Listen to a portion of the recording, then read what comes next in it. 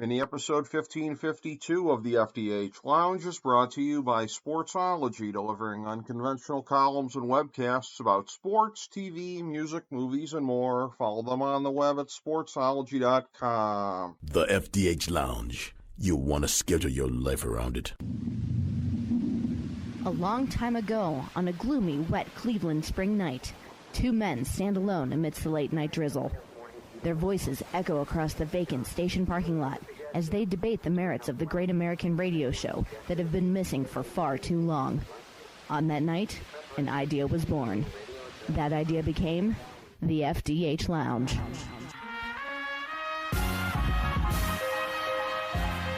Welcome to the FDH Lounge. Welcome to FDH Lounge Mini Episode 1552. This is FDH Managing Partner Rick Morris here with our preview of Yellowstone Episode 5.5.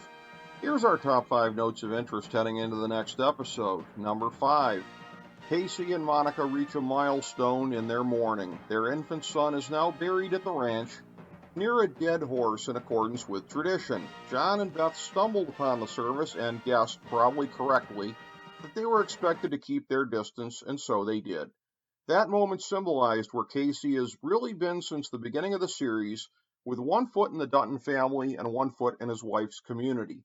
The pull of the latter could become stronger if Chief Rainwater decides to make it happen. Speaking of which, number 4, the chief stands up to John, insisting on a meeting at the reservation. Under a great deal of pressure from his own community, Rainwater is making it clear that continued peaceful coexistence between the tribe and the governor will be contingent on what John is willing to do to mitigate the cancellation of the airport project. John is in a newly pragmatic mood after having the facts of life explained to him by the senator, but his pride has always been a steep obstacle. After all, the man just fired a room full of advisors whose only crime was to form policy in his absence when he had exhibited no interest in the work at all. By the way, how did John make it through an entire campaign without any interaction with his policy crew? As much good material as the show threw away by not showing the campaign, with plot holes like this, maybe it's just as well. Okay, back to John and the chief. So while the decision to mollify the tribe in some fashion outside of the airport project should be a layup, that certainly doesn't mean the Dutton family patriarch will do it. And if John alienates Rainwater, the chief could certainly gain revenge by positioning a vulnerable Casey against his family. Number 3. While market equities has had to take a step backward, outside entities will continue to pose problems for the Duttons. The Park Service officers made it clear that they think John's bunkhouse bucks killed the protected wolves, even if they can't prove it yet, and that NGOs who are funding the protection program will go public with the information. Please tell us that we're going to get a George Soros cameo on Yellowstone. Speaking of would-be do-gooders, John got his hippie girlfriend out of the slammer with a pardon, ostensibly to advise him on environmental matters. Is that what the kids are calling it these days? Anywho, with John's opposition to any major development, including alternative energy projects, there's no reason to believe that he's going to be able to control Summer, or that she could provide him meaningful cover for his agenda. Number 2. Beth's overnight stint in jail won't matter as a plot point in and of itself, but rather as a way to reveal Jamie's son to her.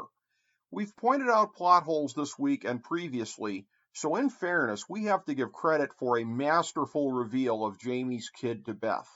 It's true that Jamie never mentioned his son on screen to John, Beth, or anyone else in the family, but it was fair to assume he'd done so off screen. But he didn't. Beth found out by accident, and now she's on the warpath. One question, though. How's she going to take Jamie's son away from him without alerting Rip to exactly why she hates him so much? Because she don't want to do that. Number 1, in the same episode where Beth found out about Jamie's love child, she catches him thinking with the wrong head once again.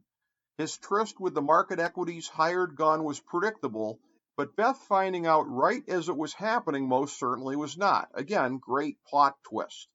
Warfare between Beth and her adopted brother has been simmering for 4.5 seasons, and now shows multiple signs of turning into open warfare, and that's the last thing that John needs with everything else on his plate. Thank you for joining us for this mini episode of the FDH Lounge.